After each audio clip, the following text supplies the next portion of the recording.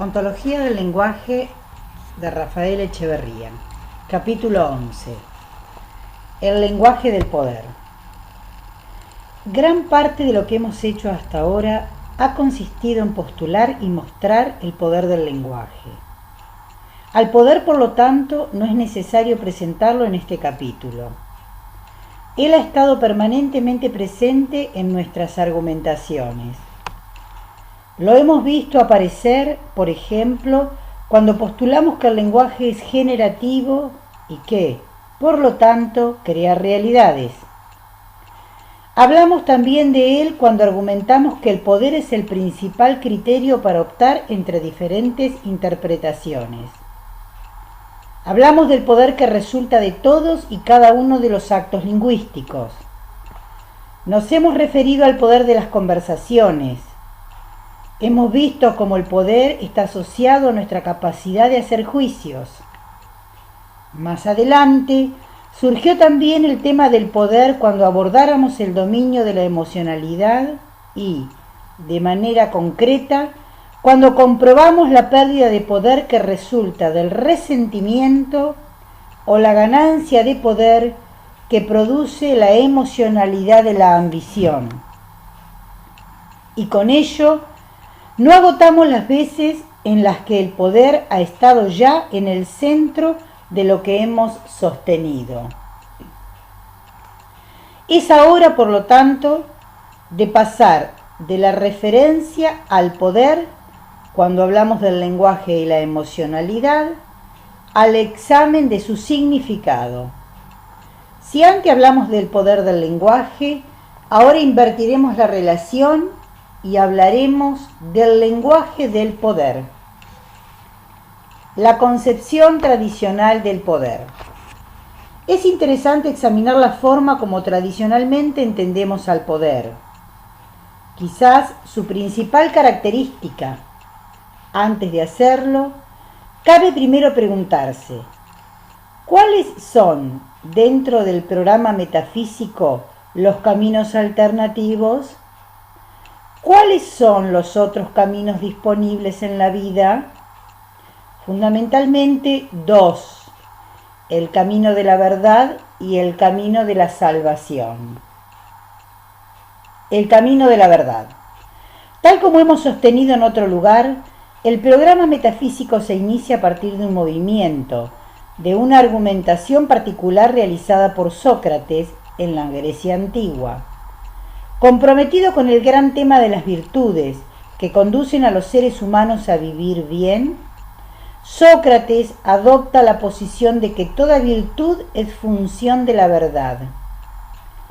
Este movimiento desencadenará profundas consecuencias en la historia de la humanidad.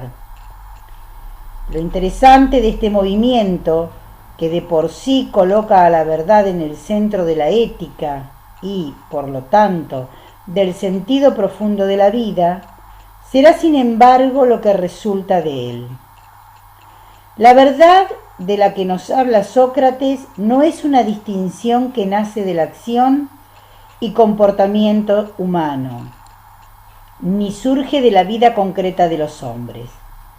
La verdad a la que alude Sócrates es un referente absoluto, abstracto y universal que trasciende y, por consiguiente, se encuentra más allá de la propia vida humana. La verdad no pertenece al mundo de los hombres. Es más, para Sócrates, la verdad no solo trasciende el mundo de los seres humanos, trasciende incluso el mundo sagrado de los dioses. Las virtudes no son una expresión de lo que los dioses hacen. Lo que los dioses hacen es expresión de las virtudes abstractas y universales que son independientes de ellos. Estas virtudes, en consecuencia, se establecen independientemente de hombres y de dioses. Siendo independientes de ellos, los seres humanos pueden acceder a ellas mediante la razón. La razón es el vínculo que es capaz de conducirnos por el camino de la verdad. Es esta argumentación propuesta por Sócrates la que dará lugar al nacimiento de la metafísica, iniciada inmediatamente después por Platón y Aristóteles. Estos últimos, a diferencia de Sócrates, abandonan como preocupación central la temática del bien vivir y se comprometen fundamentalmente en la búsqueda de la verdad trascendente que se deduce de la ya anotada posición socrática. Es precisamente ese compromiso con el mundo trascendente de la verdad lo que los constituye como metafísicos, como pensadores que se proyectan más allá del mundo físico circundante que provocara el asombro de los filósofos prosáticos y cuyo principio constitutivo éstos procuraran aprender. Tal como argumentáramos previamente, en el mundo trascendente de los metafísicos la verdad converge con el ser, en la total quietud de la inmovilidad. El ser es inmutable. No es extraño, por tanto, que los metafísicos declararan como sus enemigos principales a dos corrientes filosóficas que florecieran con anterioridad e incluso en simultaneidad con ellos.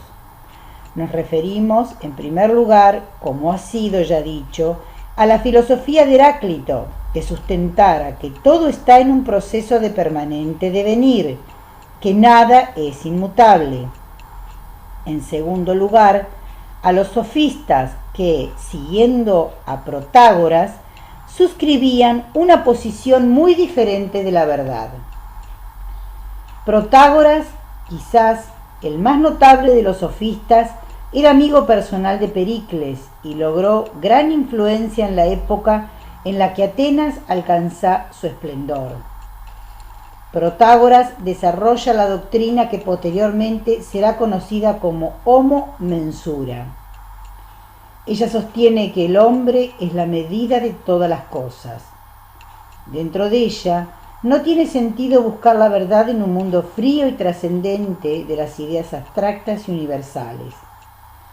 Para los sofistas, como también lo entiende Gorgias, otro de sus grandes representantes, la verdad no puede disociarse del poder social del lenguaje al interior de una determinada comunidad. Nadie nos ha mostrado mejor que Nietzsche las consecuencias que resultan de lo que éste llama el patos de la verdad, propuesto por los metafísicos. Como bien apunta Nietzsche, los supuestos en los que descansa el conjunto del edificio metafísico, al sustentarse en el valor privilegiado conferido a la verdad y, con ella, al mundo trascendente de las ideas, resultan en la degradación de la vida y el mundo humanos. El mundo de la experiencia humana queda convertido en un mundo de equívocas apariencias, cuya verdad se encuentra siempre más allá de sí mismo, en la fría quietud del ser. El mundo verdadero de los metafísicos no es el mundo donde acontece la experiencia de la vida. El mundo en el que transcurre la vida es, en la imagen propuesta por Platón, equivalente al interior de una caverna que recibe la luz desde el exterior, a la que no accedemos directamente. Dentro de la caverna solo vemos el movimiento de sombras distorsionadas. Estas son nuestras apariencias, meras formas que no reflejan el verdadero e inmutable ser de las cosas. El camino de la salvación. Algo similar acontece con la propuesta efectuada desde el discurso cristiano y particularmente desde su fusión con el programa metafísico realizada luego de integrarse con el poder imperial romano y de transformarse en el referente político central durante toda la Edad Media. El ideal cristiano no está definido, como para los primeros metafísicos, por el compromiso por alcanzar la verdad a través del poder trascendente de la razón. Su ideal es la salvación del alma humana, En este sentido, representa un esfuerzo por responder al sufrimiento y a las limitaciones de la existencia.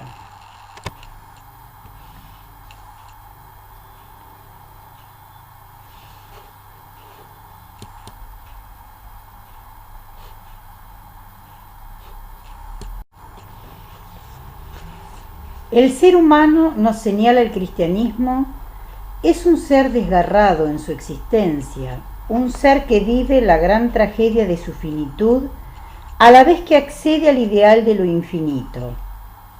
Su alma se encuentra predestinada a la muerte, siéndole imposible alcanzar la eternidad con la que, sin embargo, le es posible soñar.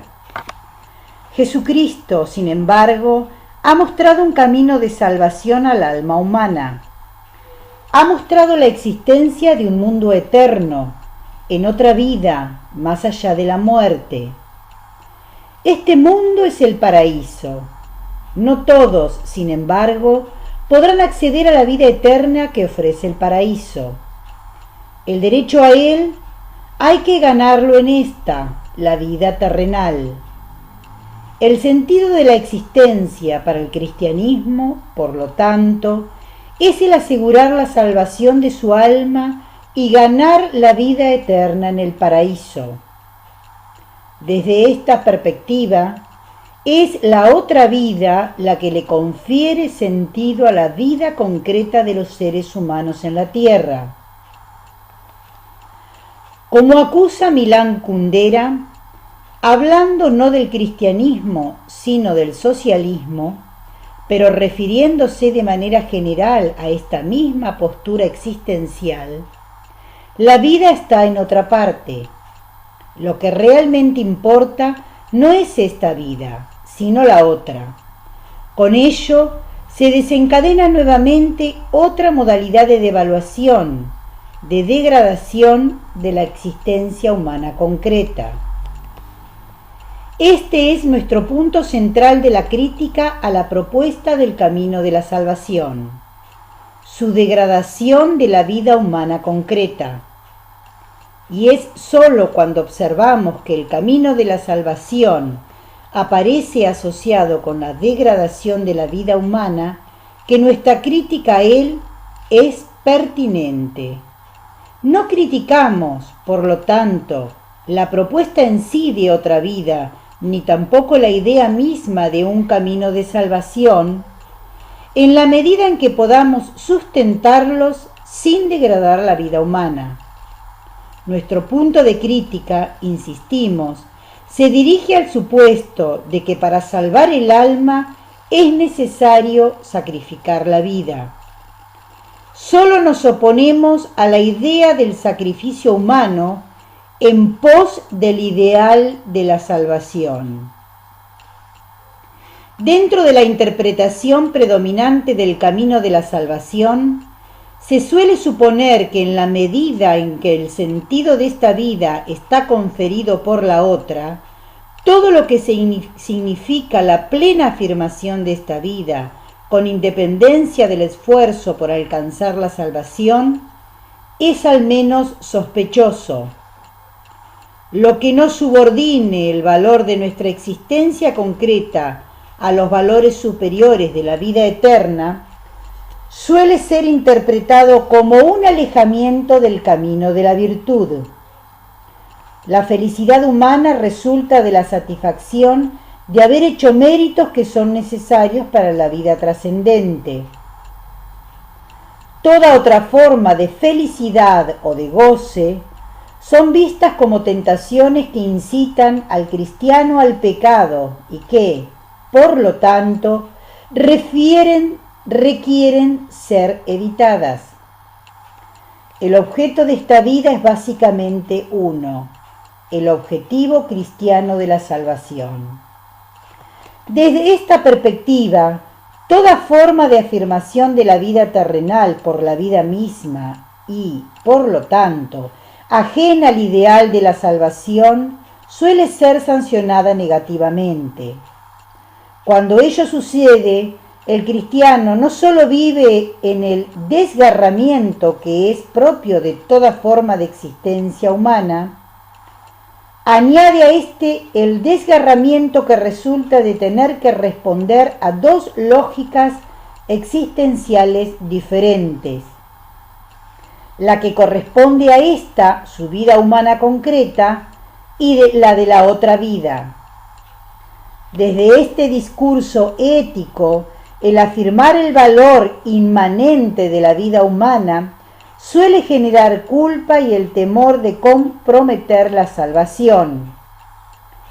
Este discurso ético fue, por siglos, uno de los discursos predominantes del mundo occidental.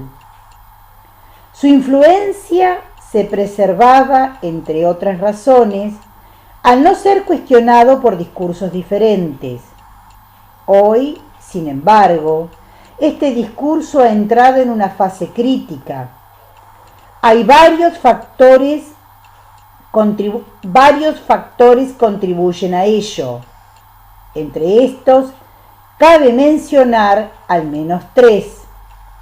En primer lugar, el creciente poder y el mayor nivel de autonomía que el individuo ha alcanzado frente a las organizaciones institucionales en general y, muy particularmente, frente a la autoridad de la Iglesia.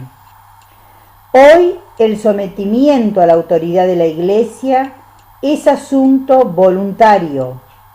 No lo era así en el pasado, y la Iglesia tenía un poder sobre los individuos que hoy ya no posee. En segundo lugar, la exposición en un mundo interdependiente a la influencia de múltiples discursos diferentes, de múltiples formas de vida distintas, de múltiples opciones para generarle sentido a la vida. Actualmente, los impíos han ganado un grado de representatividad que no tuvieron nunca en el pasado y sus propios caminos de salvación, sus éticas de vida diferentes, han dejado de resultarnos aberrantes. En muchos casos, nos parecen incluso atractivos. Por último, cabe también mencionar la gran crisis que hoy encaran en general todos los metadiscursos en su objetivo por garantizar un sentido de vida estable al ser humano. Es lo que se ha dado en caracterizar como la condición posmoderna.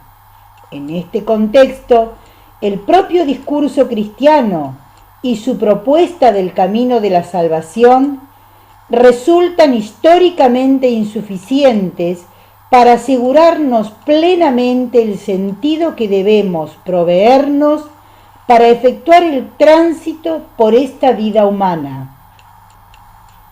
Todo ello crea condiciones que nos permiten repensar el sentido de la vida y, desde allí, replantearnos el problema del poder. Los caminos encubiertos del poder. Tanto desde el camino de la verdad de los metafísicos, como desde el camino de la salvación propuesto por el cristianismo, pilares ambos de nuestra concepción occidental, se ha atacado a lo que llamaremos el patos del poder, en la medida en que éste no se subordine a los objetivos de verdad o de salvación respectivamente. Esta es la raíz de la noción de que el poder es maligno y corrupto. El poder por el poder es despreciable. Solo se le acepta cuando se le subordina a una causa superior que, en ambos casos, nos remite a mundos trascendentes. Con ello, por lo tanto, se degrada el poder.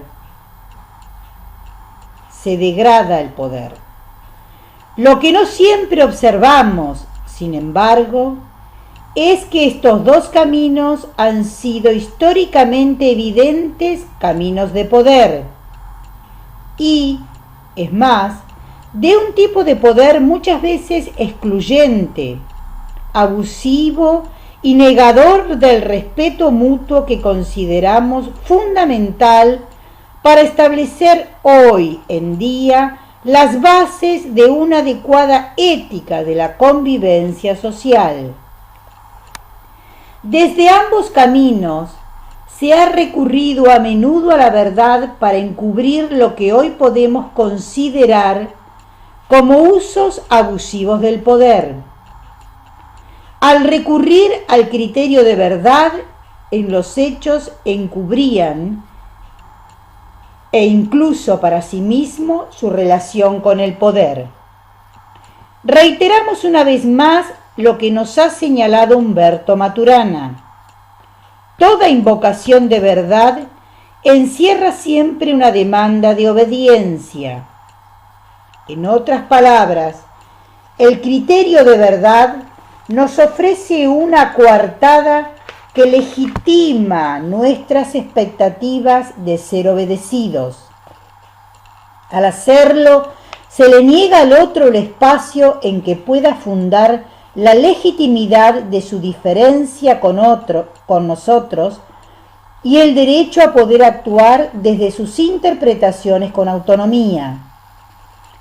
Al legitimar nuestras expectativas de ser obedecidos, la invocación de verdad legitima también las represalias que podemos tomar en caso de que tal obediencia no se cumpla.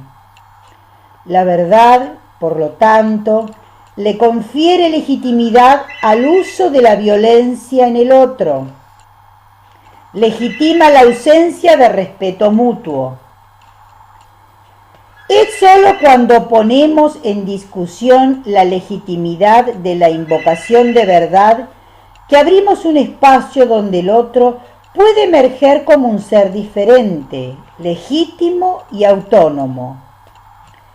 Es sólo entonces cuando comprobamos la emergencia de una interpretación del poder diferente que nos remite necesariamente a la idea de que el poder sea despreciable, maligno y corrupto. Es más, descubrimos por el contrario que una de las condiciones que se asocia con el ejercicio abusivo del poder es precisamente la propia invocación de verdad, que aparentaba distanciarse de él o conferirle un manto purificador. No pretendemos negar el uso abusivo del poder, ni mucho menos defenderlo. Muy por el contrario, todo nuestro planteamiento se dirige a otorgarle a la temática del poder una sola base ética concordante con el valor del respeto mutuo. Para hacerlo, sin embargo, creemos imprescindible cuestionar la manera como éste es concebido dentro del programa metafísico y los vínculos que esta concepción tiene con los supuestos centrales de dicho programa. La relación entre verdad y poder no es nueva. La encontramos en el propio programa metafísico desde sus orígenes.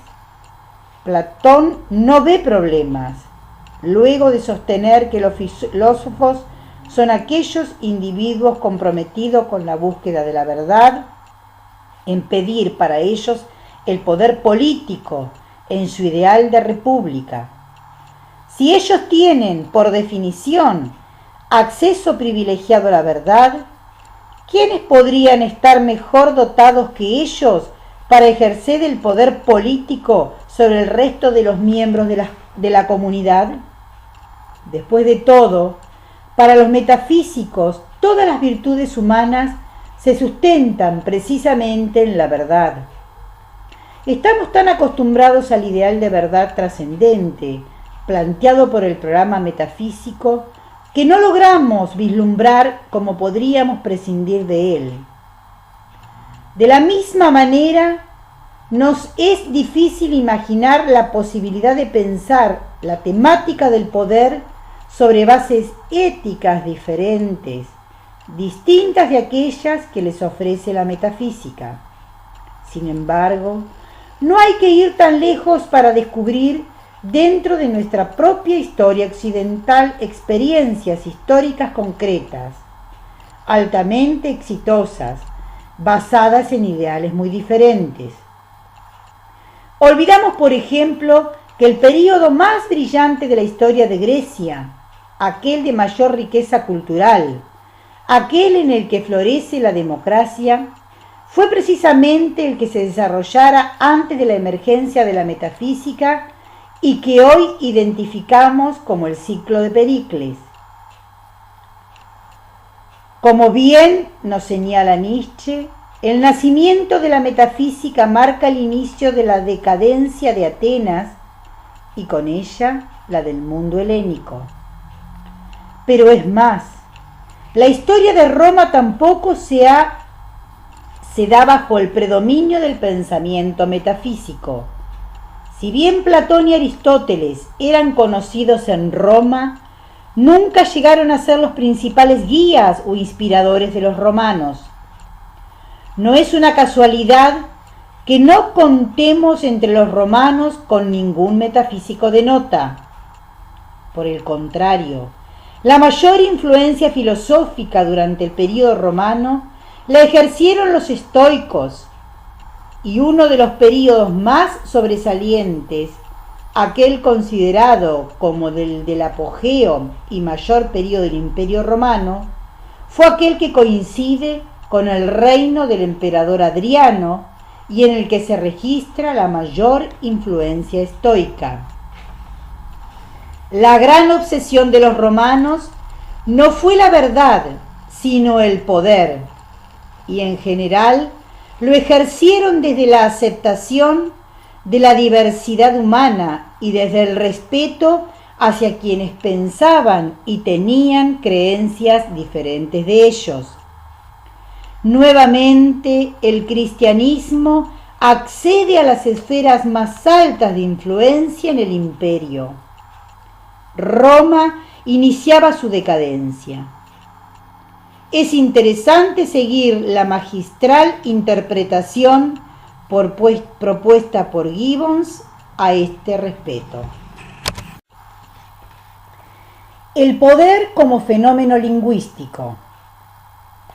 Habiendo caracterizado en líneas gruesas la concepción tradicional del poder y sus fuentes discursivas de inspiración, es oportuno iniciar el desarrollo de nuestra propia concepción del poder. Para hacerlo, lo primero que nos interesa es avanzar hacia la dereificación que denunciáramos en la concepción tradicional. Ello implica desplazarnos del supuesto de que el poder constituye algún tipo de sustancia. Nuestro postulado central con respecto al poder es que este es un fenómeno que emerge, en cuanto tal, de la capacidad de lenguaje de los seres humanos. Sin el lenguaje, el fenómeno del poder no existe. Solo cuando aceptamos lo anterior, estamos en condiciones de disolver la noción del poder como sustancia. El poder, desde nuestra perspectiva, no remite a sustancia o propiedad alguna que sea independiente de nuestras observaciones. Sin un observador provisto de lenguaje, el poder como tal no se ve. No se trata, sin embargo, de que no se vea porque esté oculto, escondido o encubierto, a la espera de ser revelado o descubierto. No se le observa porque es el propio observador quien lo constituye como el fenómeno que es. El poder, por lo tanto, no es un fenómeno independiente del observador. El propio proceso de observación lo constituye como fenómeno.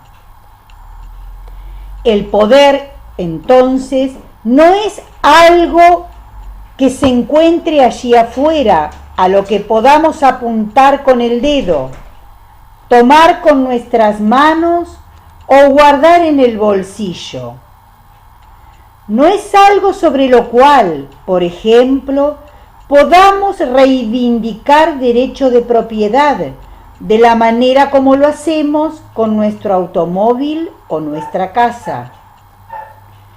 Para comprender adecuadamente lo que decimos, es importante examinar nuestro postulado de que el poder es un fenómeno lingüístico y examinar las diferentes formas en las que el poder aparece relacionado con el lenguaje. Es lo que haremos a continuación. El poder como distinción lingüística. La primera relación del poder con el lenguaje, y, sin duda, la más superficial, surge del reconocimiento de que el poder es una distinción lingüística, una distinción que hacemos en el lenguaje. Decimos que esta es la relación más superficial porque cada vez que preguntamos por algo, podemos en rigor responder que se trata de una distinción lingüística. Todo aquello sobre lo que podamos preguntar, dado que el preguntar sucede necesariamente en el lenguaje, será siempre el resultado de algún proceso de distinción. Solo como resultado de una distinción podemos traer algo a la mano y preguntarnos de qué se trata ese algo que somos capaces de diferenciar del resto. Sobre aquello que no distinguimos no podemos preguntar. De allí, precisamente, la importancia de nuestras distinciones. Tenemos, sin embargo, distintos tipos de distinciones. En un extremo, podemos reconocer algunas distinciones que están fuertemente determinadas por nuestra estructura biológica. Podemos aventurar, por lo tanto, que todo ser humano provisto de condiciones biológicas normales para la especie distinguirá un determinado rango de fenómenos por razones estrictamente biológicas. Un ejemplo es la percepción de determinados ruidos. Dado que somos los seres humanos, determinados ruidos serán registrados dentro de nuestro campo perceptivo. Lo mismo podemos decir con respecto a la experiencia con determinados obstáculos físicos o a la experiencia del vacío. En estos casos, cabe esperar que las diferentes comunidades humanas, independientemente de los lenguajes que las constituyan en cuanto a comunidades, tendrán distinciones lingüísticas para estos fenómenos. En el otro extremo, tenemos distinciones que son el resultado exclusivo de operaciones lingüísticas. Ellas no se producen como expresión de la respuesta de nuestra estructura biológica a lo que sucede en nuestro medio, sino que son el producto del poder del lenguaje para generarnos observaciones y experiencias que, sin él, no podríamos tener. Las distinciones matemáticas son un buen ejemplo de lo que señalamos y dentro de ellas un caso típico ese de la distinción de cero. Dado que diferentes distinciones poseen poder diferente, aquellas que muestran ser más poderosas tenderán a perdurar, serán transmitidas de una comunidad a otra y en muchos casos son inventadas independientemente por comunidades diferentes. Nuestras distinciones, entre otros factores, nos constituyen en el tipo de observador que somos, provistos de un vasto conjunto de distinciones cuyas raíces podrán ser más o menos biológicas, más o menos lingüísticas, pero como tales, como distinciones, viven siempre en el lenguaje. Nos constituimos en un particular tipo de observador y nos abrimos a experiencias diferentes. De allí que digamos que no solo observamos con nuestros sentidos, Por sobre todo observamos con nuestras distinciones lingüísticas. Una vez que nos hemos constituido como un particular observador dentro de una determinada comunidad, podemos hacer una nueva distinción sobre el carácter de nuestras distinciones.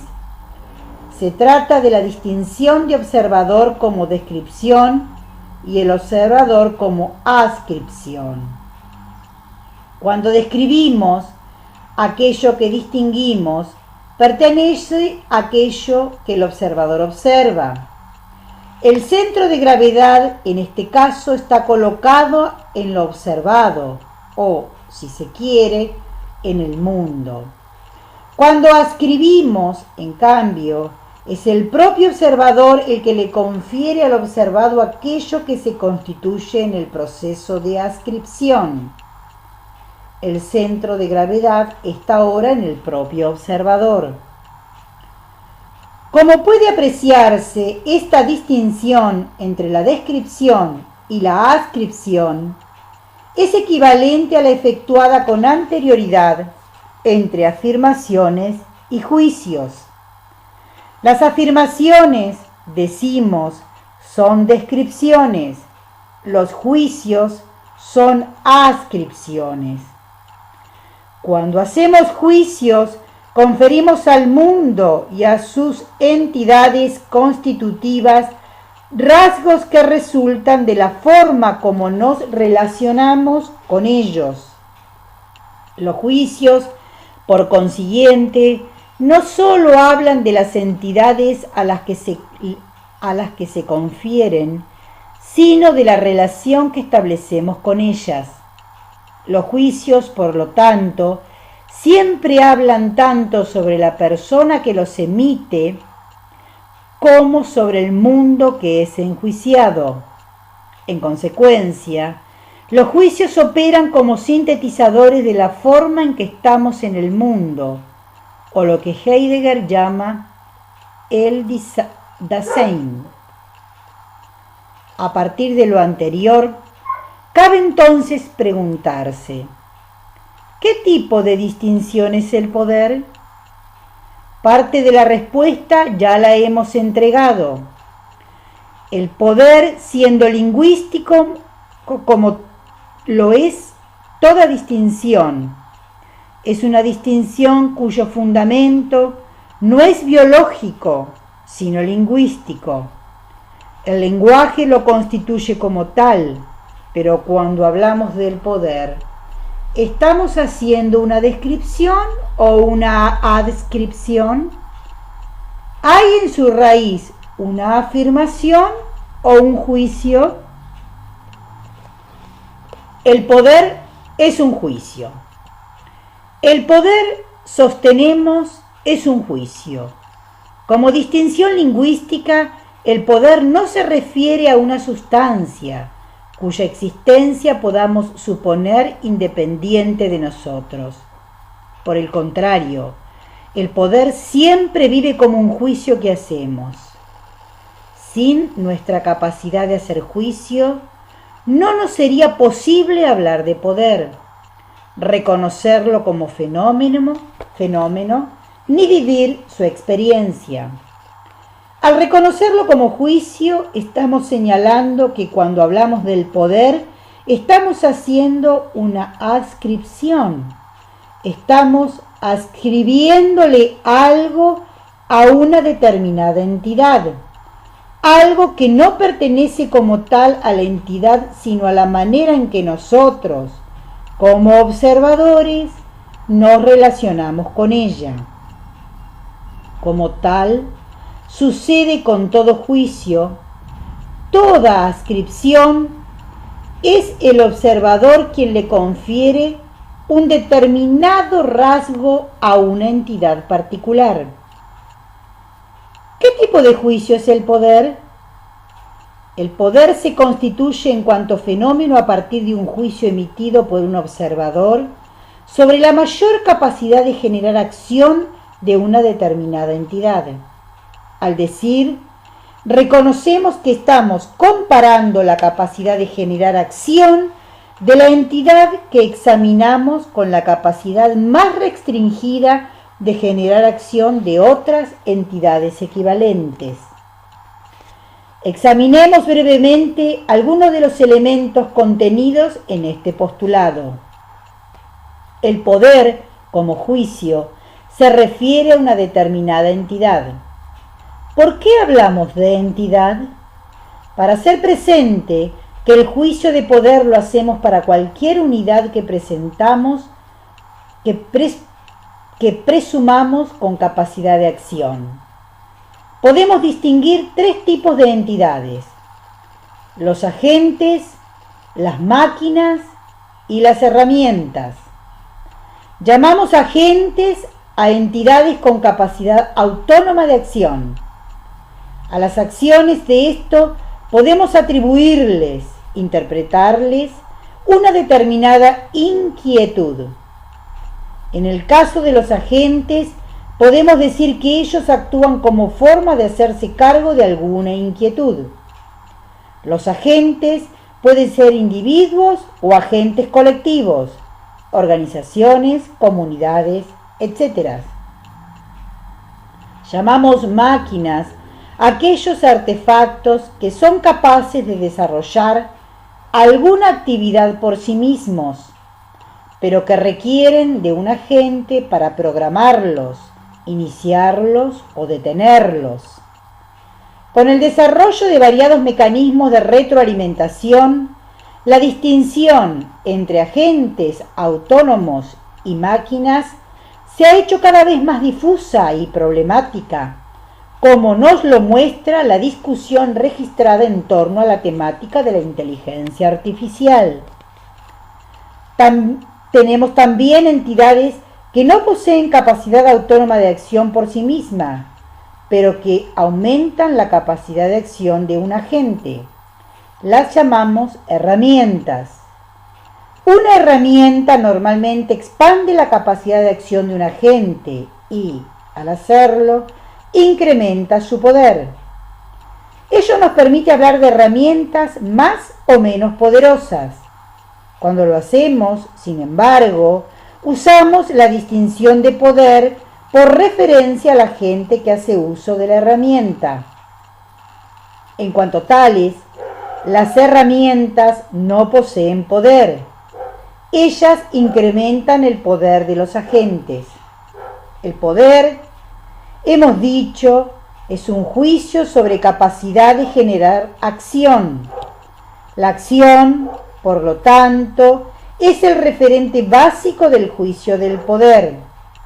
Mientras mayor sea la capacidad de acción de una entidad, más poder podremos sostener que tiene ella. A este respecto, es importante hacer dos alcances.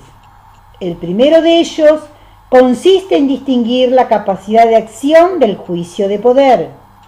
Se trata de dos fenómenos distintos. Las entidades poseen la capacidad de acción que poseen y ella muchas veces puede ser independiente del juicio que pueda hacer un observador.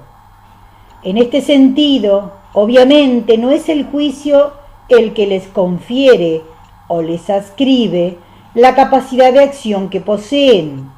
Sin embargo, dada esa capacidad de acción, podemos emitir el juicio de que la entidad es poderosa. El poder, por lo tanto, vive en el juicio que se emite y no en la capacidad de acción que se enjuicia. El segundo alcance guarda relación con el hecho de que el juicio de poder no es siempre un juicio sobre acciones emprendidas, sino sobre capacidad de generar acción. Con ello, estamos señalando que no es necesario que la acción deba llevarse a cabo para poder emitir fundadamente el juicio de poder. Aunque la entidad no actúe, sí podemos sostener que posee la capacidad de hacerlo. Igual podremos hacer el juicio de poder. Tener poder es diferente de ejercerlo. Lo que nos muestra este alcance es que el juicio de poder no es sobre la acción, sino sobre el dominio de lo posible. Si tengo el juicio de que alguien podría hacer algo, lo haga o no lo haga, puedo de igual forma sostener que tiene poder para hacerlo. Sobre este punto volveremos más adelante. Cabe, por último, referirse al elemento de capacidad de acción diferenciada. Podríamos haber dicho también relativa o comparativa. ¿A qué estamos apuntando con ello? Sostenemos que el juicio de poder no lo hacemos examinando solamente la capacidad de generar acción de una entidad, sino comparando tal capacidad de acción con alguna otra. El juicio de poder diferencia la capacidad de acción que la entidad que es enjuiciada por algo, que es enjuiciada por referencia a algo. Y es en la diferencia que el juicio de poder se hace en tanto juicio. El punto de referencia puede muchas veces ser una entidad similar a la enjuiciada. Puede ser también la referencia a determinados estándares sociales, lo que nos permite sostener que una entidad es poderosa. Lo importante de reconocer en este sentido es que la observación aislada de la capacidad de acción de una entidad no nos conduce al juicio de poder. Si luego de observar a una sola entidad, sin referencia a otras o a determinados estándares, decimos que ésta tiene poder, eso no tiene sentido. El juicio de poder siempre supone la referencia a otra entidad equivalente o a estándares sociales determinados. Ello nos permite entender por qué un juicio de poder hecho bajo determinadas condiciones históricas puede perder sentido de modificarse tales condiciones. Los estándares sociales cambian históricamente y lo que era poderoso en un momento deja de serlo con posterioridad. Ello sucede en el campo de los deportes, de la tecnología, de la educación, en el mundo de los negocios, etc. Sucede también que el mismo desempeño puede ser considerado muy poderoso por una comunidad y puede pasar inadvertido en otra. Ello nos confirma el carácter lingüístico del poder. El poder del lenguaje. Si aceptamos que el poder es un juicio con respecto a capacidad de acción diferenciada, y si aceptamos también el carácter generativo del lenguaje, y por tanto que el lenguaje es acción, tenemos que reconocer otro nivel en la relación entre el poder y el lenguaje. En la medida en que el lenguaje es acción, el lenguaje es fuente de poder. La forma como actuamos en el lenguaje constituye, por lo tanto, un aspecto crucial para evaluar cuán poderosos somos en la vida. A partir de lo anterior, tal como lo planteábamos al iniciar este capítulo, es posible, por lo tanto, mirar hacia atrás y examinar todo lo que hemos sostenido hasta ahora desde la perspectiva del poder. Cada competencia lingüística específica a la que hemos hecho referencia puede ser reconocida ahora como un dominio posible de poder. Y de alguna forma, al hablar de ellas, no lo hemos podido evitar y hemos hablado, por ejemplo, del poder de la declaración del no, del poder de emitir nuestros propios juicios y de saber fundarlos, del poder del saber hacer promesas y de cumplirlas, del poder del reclamo, etc.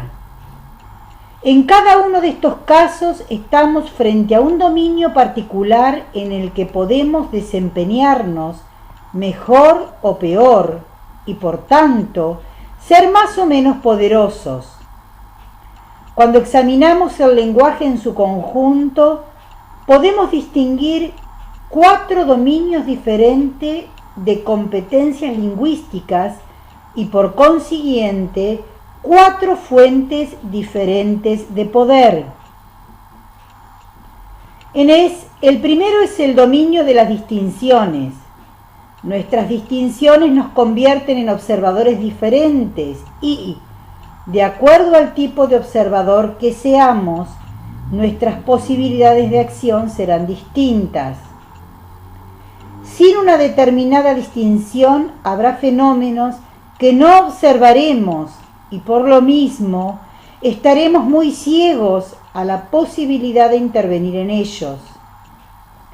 El segundo dominio de competencias lingüísticas es aquel desarrollado extensamente en este libro, el dominio de los actos lingüísticos. No volveremos a examinarlos nuevamente, pero cada acto lingüístico y cada modalidad y aspecto dentro de ellos es fuente de poder. Dentro del conjunto de los actos lingüísticos hay particularmente 2 que son tradicionalmente los indicadores más importantes del juicio del poder. Nos referimos a las declaraciones y a las peticiones. Decimos que el presidente de la República de un determinado país tiene poder porque, a diferencia de lo que sucede con los demás ciudadanos del país, lo que éste declara conlleva la autoridad para modificar el estado de las cosas y porque sus peticiones se aceptan y se cumplen. Podrá haber muchas diferentes razones para ellos, pero su poder no se manifiesta centralmente en el ejercicio de estos 2 actos lingüísticos. Su poder es el poder de la palabra. Tomemos ahora un ejemplo opuesto, el de un asaltante en la calle que nos pide que le entreguemos nuestra billetera. Nuevamente, podrá haber muchas razones que nos lleven a comportarnos de una u otra forma con respecto a su petición. El hecho que tenga un cuchillo en la mano y que especulemos sobre las consecuencias que resultarían de decirle que no, son algunas de ellas. Sin embargo, su poder se manifestará en su capacidad de hacernos aceptar su petición. Su poder es, de igual forma, el poder de la palabra. Esto nos lleva a un punto que consideramos de la mayor importancia, el poder sobre otros, que se ejerce imponiendo la palabra propia y haciendo que otros la cumplan. Esta forma de poder, en último término, depende siempre no de quien pide o declara, sino de quien acepta. Podrá haber razones muy justificadas para conceder tal aceptación. Entre otras, como en el caso del asaltante, el juicio de no querer arriesgar la vida.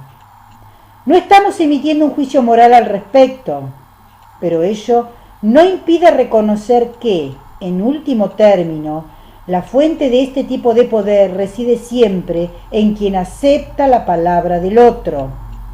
Esta modalidad de poder es siempre una concesión hecha por aquel sobre quien el poder se ejerce. Muchas veces nos referimos al poder del dinero o al poder de las armas. No siempre reconocemos, sin embargo, que tanto el dinero como la fuerza suelen ser factores de poder en cuanto gravitan sobre el poder de la palabra. El dinero nos permite pedir y, en la medida en que estemos dispuestos a despojarnos de él en la cantidad que estipule quien posee aquello que pedimos, obtendremos lo que pedimos. Al hacerlo, dejamos al otro en posesión de nuestro dinero y, por lo tanto, con la capacidad de iniciar este mismo juego por su cuenta. En la medida en que el dinero conduce a la aceptación de nuestras peticiones, decimos que este es un instrumento que encarna socialmente la capacidad de obtener promesas. Al hablar de la fuerza, es importante hacer una distinción. Es diferente el uso de la fuerza como instrumento de sometimiento al uso de la fuerza como instrumento de destrucción. Obviamente, la eficacia de la fuerza como instrumento de sometimiento descansa en su capacidad destructiva, pero sus usos, o en una u otra capacidad, son diferentes. En el caso del sometimiento, la fuerza se usa para dar respaldo al poder de la palabra. En este caso, por lo tanto, el poder resultante depende de quién acepta someterse. Pero es muy diferente el poder de la fuerza en el campo de la batalla. Aquí el poder se evalúa por su capacidad destructiva. No podemos perder de vista, sin embargo, que el poder destructivo de la fuerza generalmente se usa para obtener el sometimiento. A fin de cuentas, el objetivo de la guerra es político, como lo reconociera von Clausewitz. Al examinar el dominio de competencias lingüísticas que guardan relación con los actos lingüísticos, es importante no olvidar que no basta considerar estos últimos en forma separada. Los actos lingüísticos hacen también de competentes de juego de lenguaje más complejo que pueden integrar a varios de ellos en modalidades distintas.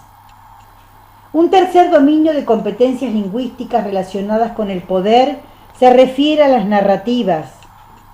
Estos son tejidos lingüísticos interpretativos que, como tales, procuran generar sentido y establecen relaciones entre las entidades, las acciones y los eventos de nuestro mundo de experiencias. Las narrativas nos proporcionan una base desde la cual actuamos en el mundo. Según el tipo de narrativo que sustentemos, nuestras posibilidades de acción serán diferentes. De allí, por lo tanto, que podemos hablar también del poder del lenguaje haciendo referencia al poder de nuestras narrativas. Un ejemplo reiterado de un tipo de narrativa de gran poder lo constituyen las ciencias. Ellas nos ofrecen un tipo particular de explicación de los fenómenos que nos permiten generarlos o reproducirlos. Por último, un cuarto dominio de competencias lingüísticas, también relacionadas con el poder, es el dominio de las conversaciones.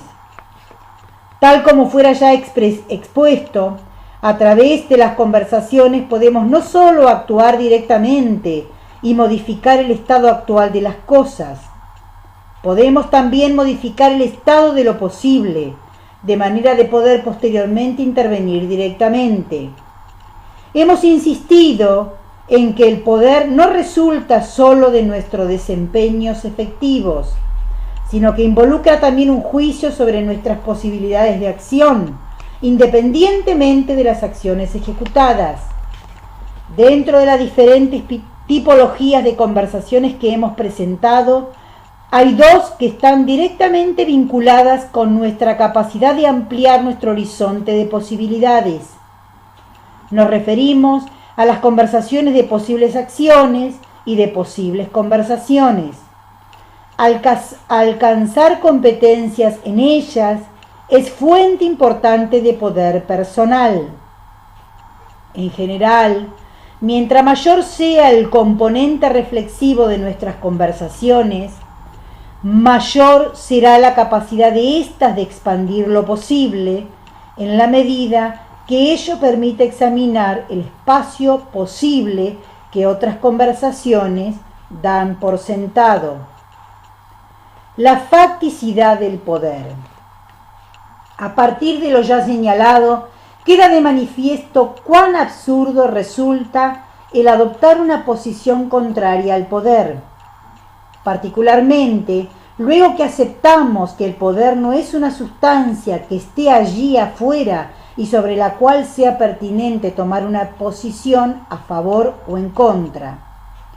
Una vez que reconocemos al poder como un juicio sobre la capacidad de generar acción, y una vez que reconocemos que los individuos y agrupaciones de individuos tienen y tendrán inevitablemente capacidades diferentes de generar acciones, descubrimos que oponerse al poder no solo es inconducente, pues este será un juicio que seguiremos haciendo, sino que es también autolimitante. Oponerse al poder como tal nos conduce al camino de la impotencia. Impotente es quien no tiene poder. Es alguien que padece la vida sin lograr o querer intervenir en ella. Y al no intervenir, hace de los demás los amos de su propia existencia. El impotente vive en la resignación desde la cual nada es posible. Ninguna acción hace sentido. El impotente es caldo de cultivo para el resentimiento, pues su inacción no podrá detener la acción de los demás ni los efectos de ésta sobre sí mismo. A menudo, sin embargo, quienes sostienen oponerse al poder no están precisamente optando por la impotencia, sino que están manifestando que resisten un poder que no saben cómo contrarrestar. El poder es una facticidad de la vida. No hay ser humano que pueda prescindir de él. Oponerse al poder es estar desde ya al interior de los juegos del poder. Y si bien podemos legítimamente cuestionar y oponernos a la forma como el poder se juega socialmente o los fundamentos sociales que les confieren poder a unos y se los restringen a otros, no por ello podemos sustraernos a ser partícipes del juego de poder que es la vida. La forma más adecuada de oponernos a formas de poder que rechazamos es precisamente jugando al poder. El poder resulta de la capacidad de acción de los seres humanos y del hecho de que esta capacidad de acción no es ni podrá ser igual para todos, pues como individuo somos seres diferentes. La distribución desigual del poder es una facticidad de la convivencia social. Una forma frecuente de oponernos a la facticidad del poder es reivindicando el ideal de la igualdad. En la medida en que el juicio de poder es siempre un juicio de desigualdad, de capacidad diferencial de generar acción, de toda forma de poder, vista desde el ideal de la igualdad, es siempre sospechosa. Lo importante a este respecto es examinar de qué igualdad estamos hablando. La historia, en la medida que acrecienta el proceso de individualización de los seres humanos, nos hace cada vez más diferentes y más autónomos. Nunca fuimos iguales y cada vez lo somos menos. La única igualdad que resulta coherente dentro de este proceso de individualización histórica es aquella que garantiza a todos condiciones básicas para participar en los juegos sociales de poder. Es la igualdad de oportunidades para participar de tales juegos. Es aquella que cuestiona desde bases éticas que los juegos de poder de algunos le niegan la participación a otros, pero se trata de una participación cuyo sentido no es el ser iguales, sino la expansión de las diferentes posibilidades individuales.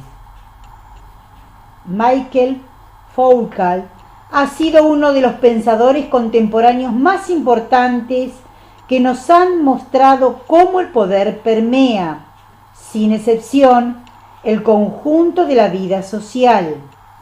Su gran contribución ha sido precisamente la de revelar cómo el poder está presente en toda institución, en todo discurso, en toda relación social. Su gran debilidad, sin embargo, es que lo hace desde la denuncia, sin lograr aceptar la facticidad del poder. Cada vez que su dedo muestra el poder, uno escucha una acusación. Foucault resiente el poder. No estamos sosteniendo que toda forma de poder sea, desde un punto de vista ético, aceptable, pero no basta exhibir la presencia de poder para que ello por sí mismo sea suficiente para impugnarlo. La posición de Foucault se sustenta en un ideal anárquico de la vida social, la idea de que es posible una convivencia social sin poder y desde una ética consecuente que hace del poder un elemento pecaminoso. Para Foucault, lo aceptable, lo que garantiza paz social, es la ausencia de poder. Diferimos con Foucault. Para nosotros la aceptación y la paz se oponen al resentimiento que surge desde la impotencia y que son aliadas de la superación de la resignación que niega la posibilidad de acción. Por lo tanto, aceptación y paz se identifican con el compromiso de expandir lo posible e incrementar el poder. Ellas refieren complementarse con la ambición, con lo que Nietzsche llama la voluntad de poder. Así como Heráclito postula que el descanso se alcanza en el cambio, de la misma forma sostenemos que la paz se obtiene en la acción y en la expansión de nuestras posibilidades de vida. El aprendizaje como estrategia de poder. Hemos postulado que el poder es la capacidad diferencial de generar acción de una entidad. Hasta ahora hemos concebido el término diferencial o comparativo en relación a otra entidad o a determinados estándares sociales. Sin embargo, también podemos hacerlo comparando la capacidad de generación de acción de una misma entidad en dos momentos diferentes en el tiempo. Cuando hacemos esto, estamos frente a una forma particular de poder que habitualmente llamamos aprendizaje. Cuando sostenemos que una misma entidad puede realizar acciones efectivas en un momento determinado de su desarrollo, acciones que esa misma entidad no podía realizar en el pasado, decimos que tal entidad aprendió. El aprendizaje es, pues, un juicio de poder. Lo que en términos de acción efectiva no era posible antes, logra ser posible después. Es interesante examinar lo dicho desde el punto de vista del tipo de concepto de aprendizaje que presupone. Tal como argumentáramos con respecto al poder, el aprendizaje, sostenemos, es un juicio. Podemos hacer lo que hacemos, pero solo podemos decir que hubo aprendizaje cuando emitimos el juicio de que aquello que podemos hacer en el presente no lo podíamos hacer en el pasado. Y se trata, por lo tanto, de un juicio que remite a nuestra capacidad de acción. No hay aprendizaje como no hay saber que no remita de una u otra forma a nuestra capacidad de acción efectiva. Saber es hacer, así como hacer es saber. Y aprender es poder hacer lo que no podíamos hacer antes. ¿No implica lo anterior un pragmatismo estrecho? Un pragmatismo, sin duda. Que éste sea estrecho es discutible. Al remitir todo aprendizaje y todo saber a nuestra capacidad de acción, no estamos sugiriendo que determinadas situaciones que previamente concebíamos como aprendizaje o como saber, deben ser ahora excluidas de la lista de las cosas aprendidas o sabidas. No estamos restringiendo nuestras nociones de aprendizaje y de saber. Lo que estamos haciendo es modificar su sentido. Pero ¿no hay acaso expresiones del saber que no se expresan en capacidad de acción? Sin embargo, sabe que ayer llovió.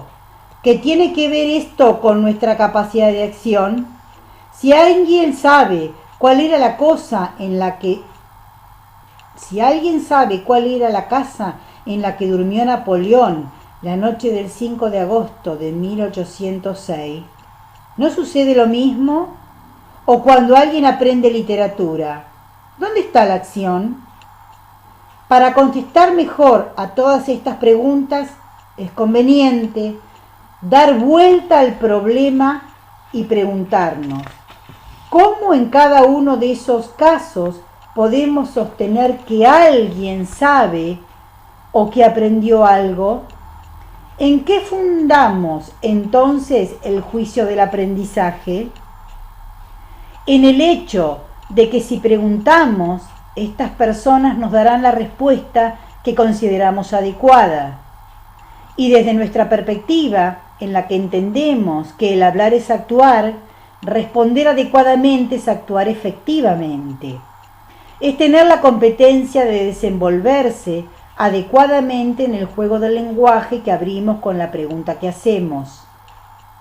Y esta es precisamente la forma como habitualmente evaluamos el aprendizaje. Lo único que, desde nuestro punto de vista, ha cambiado es que ahora aceptamos que responder es actuar y responder adecuadamente es acción efectiva. ¿Por qué hablamos de acción efectiva? Porque obviamente no toda forma de acción y no toda respuesta nos permite emitir el juicio de aprendizaje. Solo algunas acciones, solo algunas respuestas fundan el juicio de aprendizaje. Ello implica que además de actuar, quien se encuentra en proceso de aprendizaje se somete al juicio de alguien a quien le confiere la autoridad para determinar si su acción o su respuesta es efectiva.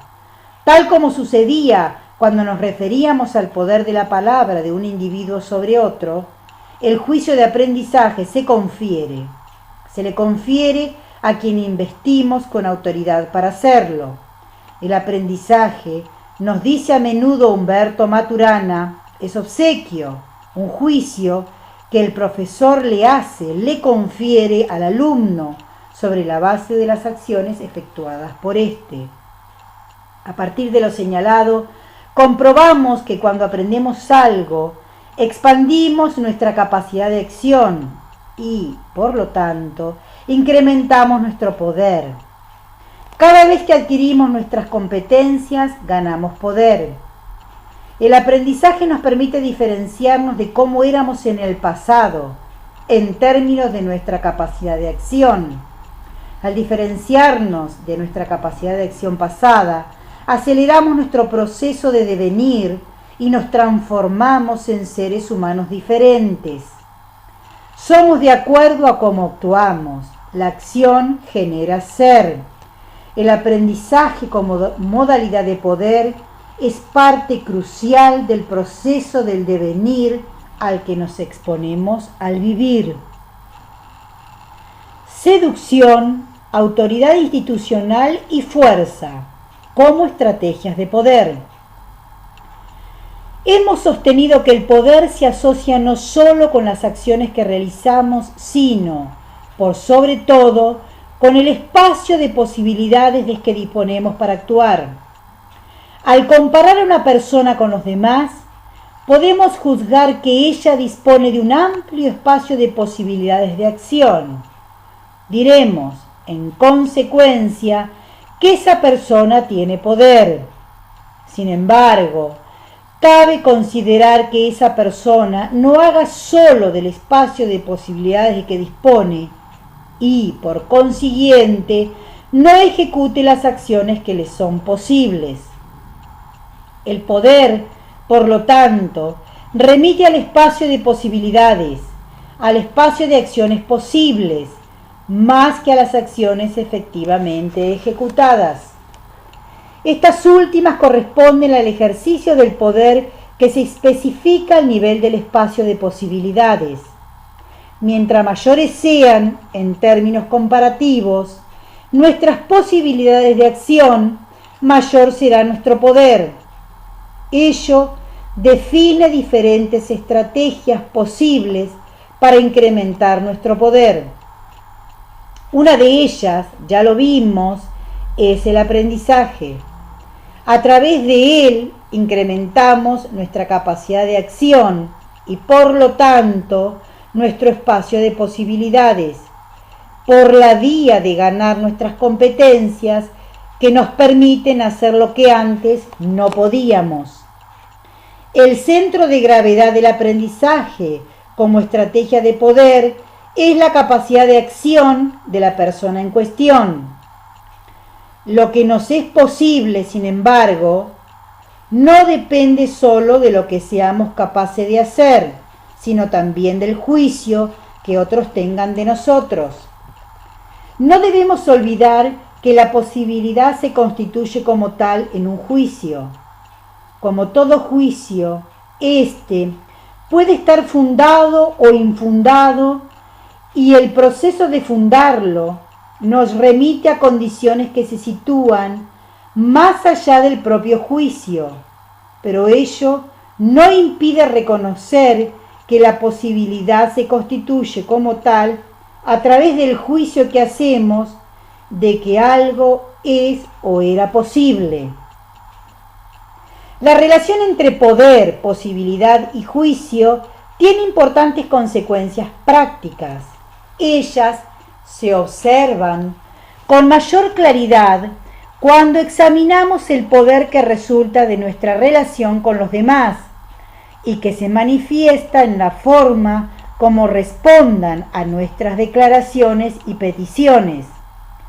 Ya hemos examinado la gravitación de estos dos aspectos en nuestro poder personal sobre otros. Lo que nos interesa destacar aquí es que el poder que alcancemos sobre los demás para concitar autoridad a nuestras declaraciones y aceptación a nuestras peticiones depende no solo de nuestras competencias, sino muy particularmente de los juicios que los demás hagan sobre nosotros. Estos juicios contribuyen de manera decisiva en conformar el espacio de nuestras posibilidades de acción con ellos y por lo tanto son factores centrales de nuestro poder.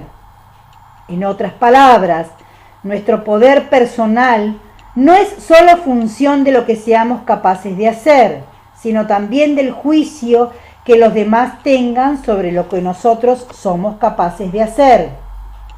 Lo anterior define tres estrategias adicionales de poder personal, según se sustenten en la seducción, la autoridad institucional o la fuerza. La estrategia de seducción descansa en nuestra capacidad de generar en otros el juicio de que somos una posibilidad para ellos. En la medida en que concitemos tal juicio, expandimos nuestra capacidad de acción con ellos. Los encontramos más dispuestos a conferir autoridad a lo que declaremos y a aceptar nuestras peticiones. Una forma habitual de seducción es la que observamos en el cortejo, en los juegos de amor. En la medida en que el otro haga el juicio de que somos una posibilidad amorosa para él o para ella, nuestras propias posibilidades con él o ella se expandirán. Una de mis alumnas me señalaba en cierta oportunidad: yo entiendo poco del poder, pero reconozco el poder que tengo con los hombres, tener algo que ellos desean. Nuestra interpretación de la seducción, sin embargo, trasciende el dominio de los juegos del amor. Cada vez que logramos concitar en el otro el juicio de que somos una posibilidad para él, estamos en el juego de la seducción y podemos ser una posibilidad en términos de nuestras competencias profesionales, de nuestras interpretaciones sobre la vida, de que tenemos un producto que se hace cargo de sus inquietudes, etc. La seducción, por lo tanto, constituye una competencia ontológica que puede adquirir diferentes modalidades concretas. En ellas cabe mencionar, por ejemplo, el marketing y las ventas, el proselitismo político, la labor misionera de los religiosos, la pedagogía, etc. En todas ellas, el objetivo del juego en cuestión es la modalidad, es la modificación del espacio de lo posible del otro, en función de lo que nosotros tenemos que ofrecer. Nuestra competencia de hacer ofertas es más